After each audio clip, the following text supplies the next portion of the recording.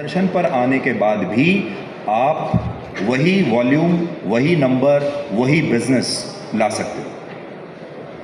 बिल्कुल सही चल रही है आजकल इंटरनेशनल सिनारियो में। अगर मैं America used to be very unbiased towards news, but they have also started believing in the narrative. Since you represent the national broadcaster, I think it adds a lot of value because India की तरफ आज विश्व देख रहा है।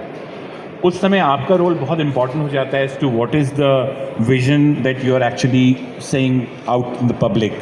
Do you think it's a very heavy loaded responsibility that you're carrying, or it's just a news for you? नहीं, अगर मैं किसी प्राइवेट चैनल में होता तो शायद ये सिर्फ मेरे लिए एक न्यूज़ शो जिसके इतने व्यूज़ आ रहे हैं, इतनी टीआरपी आ रही है और इतना बिजनेस आ रहा है, बस इतना होता। लेकिन अगर आप दूरदर्शन पर हैं जो कि एक स्टेट ब्रॉडकास्टर है, और आप इसकी जिम्मेदारी को समझिए, अगर दूरदर्शन पर कोई खबर आती है तो दुनिया भर के लोग उसे भारत का स्टैंड मानते हैं।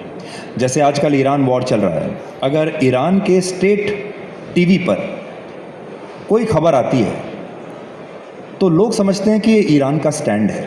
आज मान लीजिए अगर ईरान के स्टेट टीवी पर 9 बजे के शो में ये कहा जाए कि शांति होनी चाहिए और कोई समझौता हो जाना चाहिए, तो लोग यही समझेंगे कि ईरान शायद सीज़ फायर चाहता है।